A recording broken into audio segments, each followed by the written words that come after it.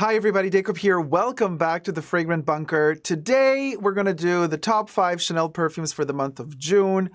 June is my birthday month, so it's really special to me, and the symbology behind the perfumes is even more elevated because, as the years pass, you kind of start contemplating your life, your achievements, what have you done, tick list, what else is there to do. You ponder many thoughts, plus my birthday falls like mid-year, so it's kind of like, what have I done this year thus far? Have I achieved anything? Where am I going to? We have another 6 months to go, and anyway, a lot of thoughts go through my head. So let's do this.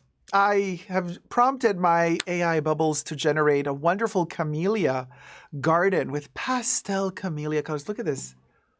Look at this beauty of a garden. Oh, it's so peaceful and romantic. I'm loving it. So first, subscribe to my channel if you haven't already before we get to it. Push the join button next to the subscription button. Become a member today. Gain access to extra perks. You can also join me on Patreon. superdacob all spelled together there as well for extra perks. This video is being filmed live in front of a live virtual audience. I live stream several times a week on my main superdacob channel. Go follow me there for the live chats. So you guys, what can I say? Birthday. I'm not the type of person who really enjoys too much a birthday because it's always, I don't know. I mean, it's a celebration. It's all about birth, and you're happy to be on this world, and I am really happy to be on this world. But at the same time, with every passing year, you're kind of closer to the end as well, which is also a weird thought. And so perfumes are a consolation prize to the passing of time, but at the same time, they also kind of teach you that time is limited because you spray them on your skin, they evolve, and then there's a dry down, and then they fade out, and then they're gone. So you witness the birth of a perfume and also its demise. And that's how I kind of see perfumes, as a constant, not just reminder that things end, but they get you acquainted with the notion of the finite nature of human beings and everything organic, really. And so in a way, they console you. They it's like a lullaby that's, telling you it's all going to be okay. It's okay that things end. So especially on the birthday month, this thought is very present and strong. So let's begin as a flight into the sky and into the future and into the past and thought processes of all things beautiful in life. And I want to say number one is Comète by Chanel. Of course, this is a Chanel selection. So we do have the Eau de Parfum just released this year. So this selection, look at how much I've already used up of this beauty. This is the top 5 Chanel June Perfumes 2024. Thumb up the video if you're enjoying it thus far. Thank you. And what can I say about this? It takes time to get acquainted with Comète, and in the beginning, it's not love at first sight. It wasn't for me, but now it is. This one is creeping up as like one of my favorite Les Exclusives, minus the original 4, which forever shall remain the top 4, Cuir de Rossi, number 22, Bois d'Azil, and Gardenia. Ernest Beau is the creator of said 4 fragrances in the 20s. And of course, while COCO was alive, so she got to smell them, yes, in a slightly different iteration because they've been reformulated throughout the decades several times. But still, the DNA is there. We recognize these as the old school 20s Chanels. Now, as a brand new release, Olivier Polge really delivered. I mean, you could check out my first impressions review of Comète and then my final review of Comète, where we travel into Greek mythology to get to the bottom of what this fragrance really represents. And the secret hiding inside of Comète is the heliotrope. So I'm obsessed with heliotrope lately, and I want to have heliotrope in my garden and everywhere surrounding me. So this perfume is just a beautiful... Oh, man. I mean, it really, the more I use it, the more obsessed I am with it and the more nuances I discover. And it's just a wonderful reminder that things, even though limited, within their limitation, they have an infinity of different outcomes, of different secrets and stories to tell. So It's such a beautiful fragrance that consoles you in such a beautiful way. And it just tells you, like, things will be okay. And yes, there's a limitation, but here's something new. And here's something new yet again. And then the next day, here's something new yet again. And so with every passing day, every time I use it, it's like a brand new journey on top of this comet to another world, to another universe, to another time, to another place. It's just so dreamy and beautiful. The aldehydes are top-notch. They give an almondy accord. The iris dries down the heliotrope, so it kind of has a makeup-y, powdery vibe. The heliotrope is vanilla-esque in nature, plus a little bit honeyed, but then dried by the iris. And then in the dry down, your skin warms up these synthetic musks that are in here that kind of just create a slight dirty accord, dirty secret at the bottom of this beautiful comet that takes me on a journey every time. Every time I wear this one goes places with me, and I just so in love with it. So of course it had to be in my June favorites. Number 2 is another journey, kind of, the Chanel Les Eaux fragrances that always take you places, connecting Paris to other cities. Well, why not just stay in Paris for once? I love the rose, and I love the patch, the patchouli, and I love Paris. What a beautiful fragrance. This is an eau de toilette, even though it has kind of cologne-esque notes in it. We have the Damascus rose, or the damask rose, and then we got the patch, the patchouli. And then we got like a bergamoty citrusy opening, but aldehydes, but it is a rose. And thankfully, now there's a little dent in here as well, as you can see. I've been using this baby. I just unboxed it a while ago, batch code 9202. So it's a relatively fresh batch to 2024, for 2024 standards of Chanel, right? These batches repeat every 8 to 9 years, so bear in mind that as well. Upon first sniffing, it's not as intense as its original release, which I also owned, the first batch from a few years ago. But the good thing is, the more it kind of marinates and gets oxygen in here, and the better it gets, and the more I sniff out the rose. The rose has been toned down as opposed to how it was in the past, right? The patchouli is a little bit more prominent now, but I gotta say, the more time passes and the more the rose intensifies, thankfully. So we're getting pretty close to the first release for me. So that's a good thing. It could be more rosy though, but I love it to bits. I still adore it to bits. Such a happy vibe. The rose in here, I mean, it's a nostalgic rose.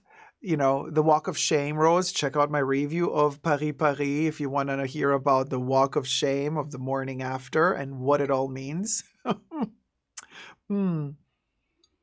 Beautiful memories. We are in a camellia garden. Now I don't know if I said at the beginning of the video gardenia garden. I meant camellia. In case I said gardenia, sorry, I'm all over the place. It is my birthday month. Let me be all over the place. It is a camellia garden with pastel camellias, although gardenia is also Chanel's flower, but this is a camellia garden. And despite the fact that we are in a camellia garden, look at this rosy kind of tone that we have here. That's what we get in here. So yes, this is a rose, but I've discovered a new facet of Paris this year in June, and that would be the way that the rose is composed. It's kind of an imaginary, because it's quite powdery and the patchouli is quite earthy. And a camellia, tree or bush needs a lot of room. You can't just like plant a camellia with other plants together. Like it expands. It's a majestic plant and it needs space to breathe, right?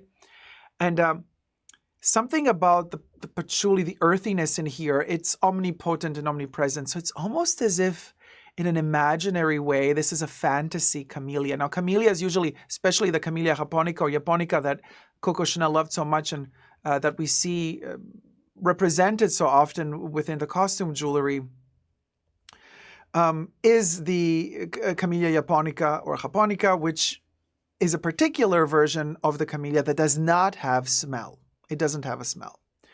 So obviously, if we're to recreate and if we were to fantasize about how that particular camellia would smell, we would have to, fake it, really, because it doesn't have a smell. So Jacques Polge, many years ago, created a fantasy flower called Un Fleur de Chanel, which means a flower by Chanel, or a Chanel flower, or one Chanel flower, which kind of symbolized a fantasy flower that symbolized the smell of a camellia if the camellia had a smell, that particular camellia. So that perfume was a limited edition, no longer in production. I do have it in my collection.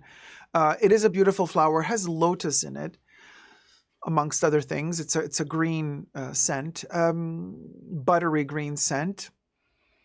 Now, and it's supposed to kind of represent the fantasy smell of a camellia. This one, albeit a rose, okay, it's the patchouli in here that earthens it and expands it and makes it kind of a solitary flower, a soliflor almost. Not a soliflor within perfume lingo, but a soliflor in the garden.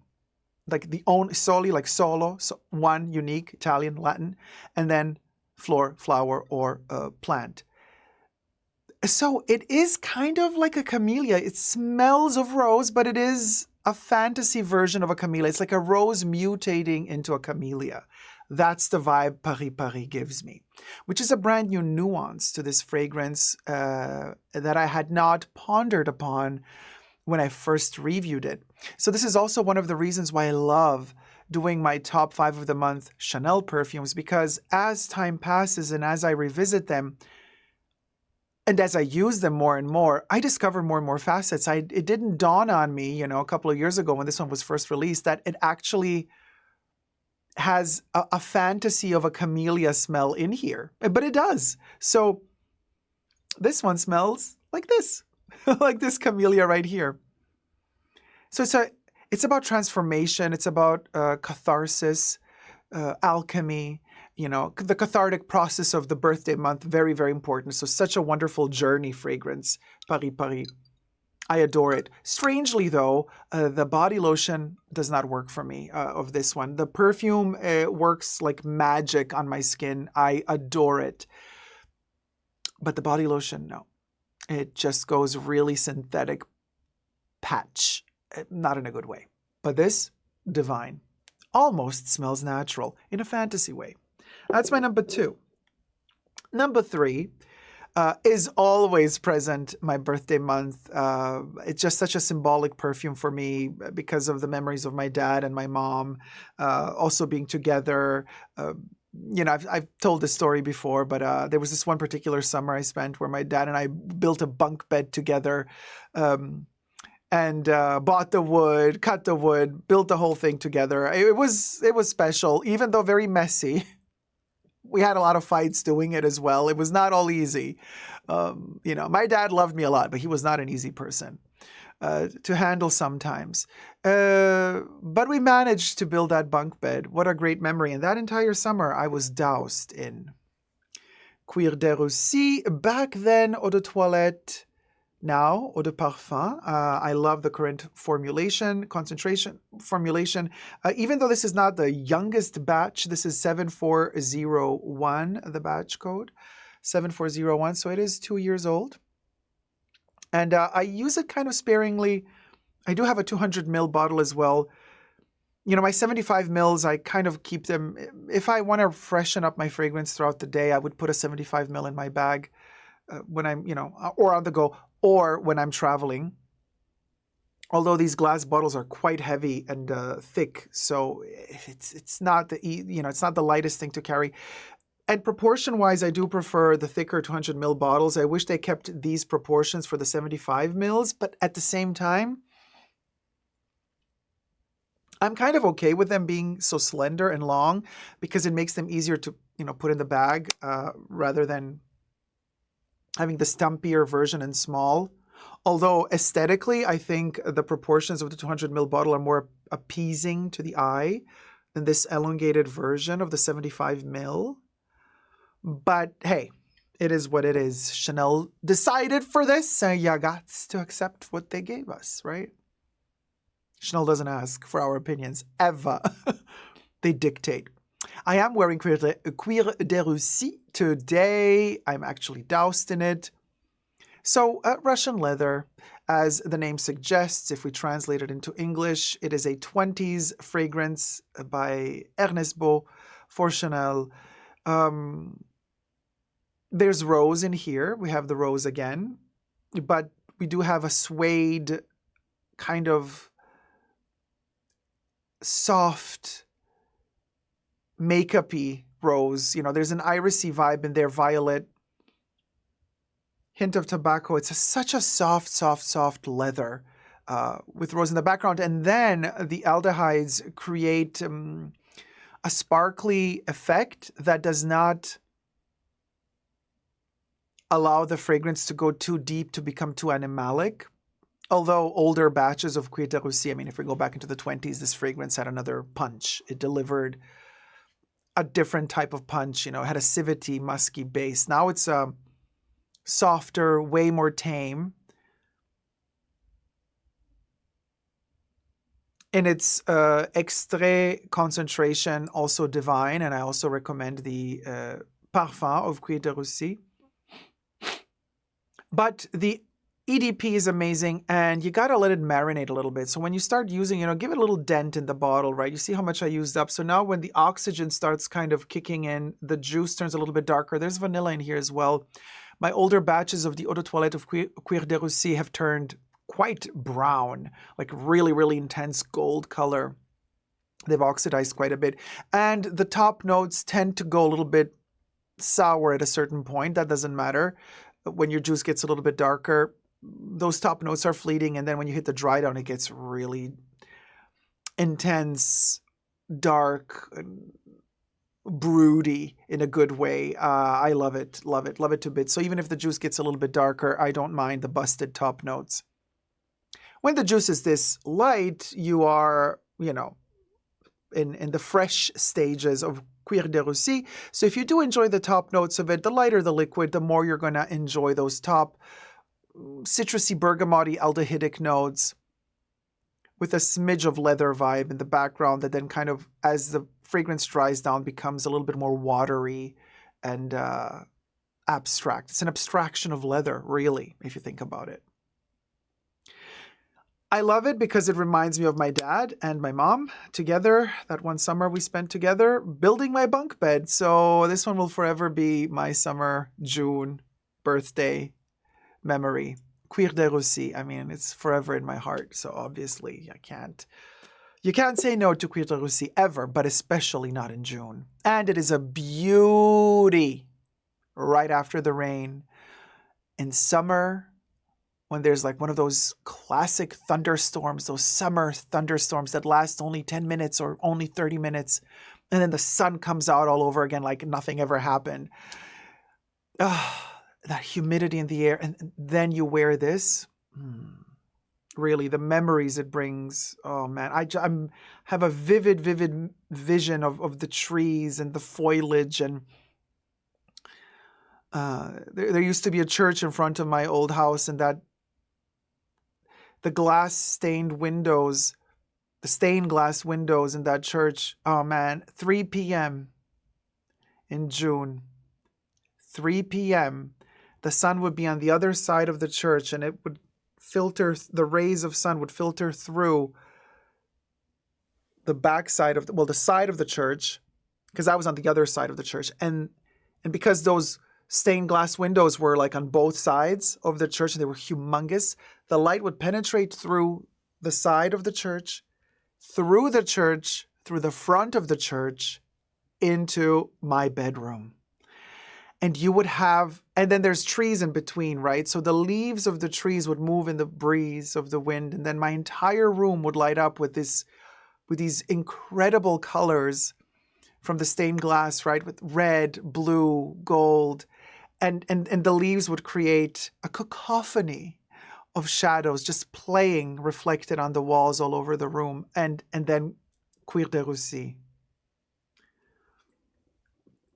And you're done. I mean, it doesn't get much better than that in life, really. Those magical moments when you become aware of them, they're rare. But when they happen, everything just like clicks and falls into place, and you really are happy to be alive, and you really realize, oh wow, this is magic, you know. Don't want to throw the word miracle around just like that.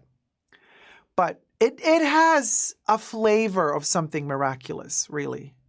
When life, rarely it happens, right? But when life gifts you those moments, and your intellect and emotional intelligence allow you to consciously acknowledge and realize that these moments are happening, because sometimes they just pass us by and we don't realize that they're there. But those rare moments when you do realize, and it just hits you all of a sudden, what beauty life bestows upon us from time to time. And you just go, oh, okay, this is why we're alive. And this was the frame to all of that, you know, me wearing Cuir de Russie, realizing these things. So this is such a special perfume in my life.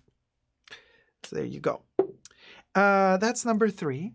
Number 4, another classic, but, you know, since we did a little bit of the Polge family, and then we did a little bit of Ernest Beau, we're going to do the interim perfumer who, even though created not so many perfumes for Chanel, still is a master perfumer and should never go unnoticed. It's Henri Robert, and my number 4 is the masterpiece Pour Monsieur, and this is a relatively dark batch, because currently, you know, depending on the batches, on the bergamot and the Sicilian bergamot that this thing has, sometimes, and the oak moss that is still in here, sometimes they're a little bit darker, sometimes they're a little bit more neon green.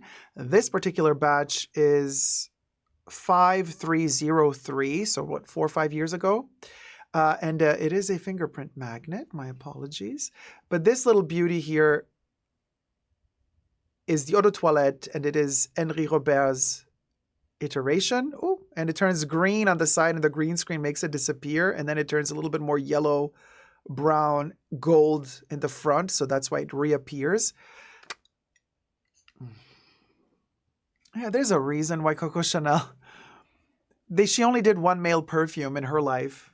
1955 was the year of release. Coincidentally, also the year Disneyland opened, and the year that Coco Chanel released her first ever famous historic 255 bag. She had some other bags in the past, but that one was a standalone bag prior to the 255. Her bags were usually made out of the same fabrics as her haute couture clothing, so you would get the bag to match the outfit. The bag was not really seen as its own accessory to be purchased on its own. It's like something you would purchase together with your total look. But the 255 bag changed all of that and became a bag in its own right, not necessarily needed to be purchased together with an outfit, but on its own. As well as, you know, Chanel selling only female clothes and accessories, but then releasing a male fragrance. It's like a perfume you purchase on your own. And it was so beautiful and good that Coco said, you know, it's so good. It's the pendant to Chanel number 5. And this one, why make another one? This one is so perfect. That's all we need. That's all a man will ever need. And you know what? She's so right. This thing is beyond amazing. It's a wonderful chypre. It's a timeless chypre. Everything I say in this video is for entertainment purposes only, not rooted in truths or facts. Everything's a legend, just my opinion. Having said that, let's continue.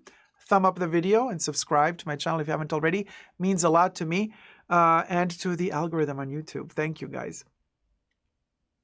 So we do have the Sicilian bergamot. Then we have the labdanum hiding in there, even though they do not list it. Then, of course, we have ginger, which titillates everything. We have the aldehydes. We have a smidge of vanilla hiding in the base, oak moss, cardamom, and then other spices, a little bit of musk. It is a gorgeous fragrance, and this one is beautiful also after it ages a little bit. Be careful. Do not keep this in humid environments. Don't keep it in the bathroom. You can put it in the sun a little bit from time to time. You know, Chanel No. 5 Eau de Parfum also really marinates well in the sun, my humble opinion. If you don't want to risk it, don't do it. I leave mine in the sun. This one I also leave in the open because this one has a tendency of becoming a little bit deeper in smell the longer it's exposed to the sun. Don't overdo it because you don't want to fry it. You don't want to kill too much the top notes. Yes, it has been reformulated as well. They have toned down massively the allowed quantity of oak moss in here. But for whatever it's worth, you know, this thing is majestic. Still top-notch ingredients. Oh, you know what? Let me layer it with Cuir de Russie. Oh. Some people say, oh, it smells like old person. But no, not at all. It's a timeless, clean, sophisticated smell. It doesn't go into the cologne territory. It doesn't go into the barbershop territory. It stays in its own lane with its own sweetness and spiciness. It's right in between. So masterfully and elegantly blended. This just makes me feel like $1,000,000. Really, on my birthday. Clean, fresh, invigorated, energized, ready to take over the world. Mind you, the Eau de Parfum is not Henri Robert's creation. The Eau de Parfum is Jacques Polge's creation, which used to be actually the Eau de Toilette Concentré. Then Olivier Polge took over his father's Jacques Polge's creation and tweaked it a little bit and reformulated it from Eau de Toilette Concentré to Eau de Parfum. The Eau de Parfum is very lavender heavy. It's indeed a fougère. The Eau de Parfum is a fougère of pour messieurs. The Eau de Toilette is a chypre, so that's the difference between the two. They're quite different in their own way. I do quite prefer the Eau de Toilette to the Eau de Parfum. I love both, but this is the OG. And it's such a beautiful counterpart to Chanel No. 5, which COCO wanted. Having said that, how predictable that my number 5 would be Chanel No. 5 in its little satchel, the Extrait, of course. It's the pure perfume, 7.5 ml, refillable. I have a ton of these little vials that I go through every year because I use it constantly. Let's layer number 5 Extrait with Pour Monsieur.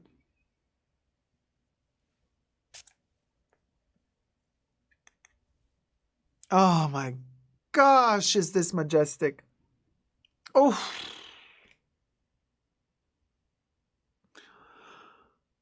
And just like that, you know, I love my birthday again. Man, oh man. And it's these moments that just make you realize, like, wow, human beings are capable of really beautiful things.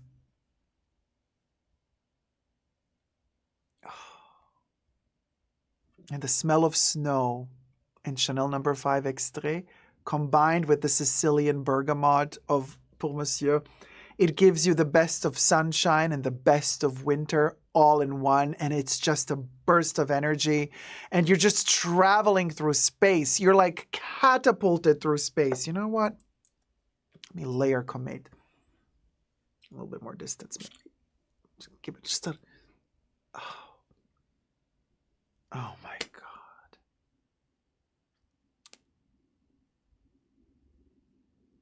God. You guys. You know when you're high from a perfume? Oh. I mean, I told you in my review of Comate that the DNA of every fragrance from Chanel makes it layerable with Chanel No. 5 because there's that Chanel No. 5 DNA key in every Chanel fragrance. So you can layer every Chanel perfume with Chanel No. 5 and it's going to be amazing. Whichever concentration of Chanel No. 5 you choose to layer it with, my two favorites are Parfum and Eau de Toilette in particular. So But when I reviewed my final review of Comet, and I talked about how beautiful this perfume works. It's like the missing key to understand Comet fully is adding the extrait of Chanel No. 5, mixing them together. Oh my God, goosebumps. It's like traveling back in time when Coco was alive and like adding an extra layer to the sophistication of Chanel No. 5. Like Comet kind of just pushes it into space. Stardust. It adds stardust to the snowy trail that Chanel No. 5 extrait leaves behind. It's just really, really amazing. And then a little bit of Pour Monsieur there as well. It's just, oh man, what a gift. You know, what a special birthday celebration it is indeed to be able to combine all of these. It's like my own personal cake that I bake for myself. The cake being these layers of perfumes added together. Like every perfume, every Chanel perfume is a different ingredient, different layer. Like there's the glazing on top of the cake. There's the beautiful substance, the mass inside of the cake. And then there's a little filling in there as well, a bit of confetti sprinkled on top. These 5 perfumes are my perfect Chanel cake for my birthday. You know, the Chanel No. 5, Comet, a little bit of pinky rose. And I can't hold all 5 at once, probably. Well, actually, I can. It's doable. We can do it. We can do this. There you go. Look at these little beauties. Such a vibe. And this is my cake. There you go. So these are crystals. They almost look like they're crystals growing in this wild garden of camellias. Oh, man. Just like with life, I don't want it to end. And I don't want this video to end. But alas, here we are. Just like with every good perfume, at a certain point, we hit the dry down. And when we hit the dry down, slowly but surely it's over. But I do hope to see you all in my next video. And for now, thumb up this one and subscribe to my channel if you haven't already, but are enjoying my content. And wear those perfumes, people. Enjoy them. Let them bring you joy. Let them enhance the joy that you already are feeling in life. And just because one journey comes to an end doesn't mean that all journeys are over. One comes to an end and a new one begins. Love you loads. Take care and never give up on love. Bye.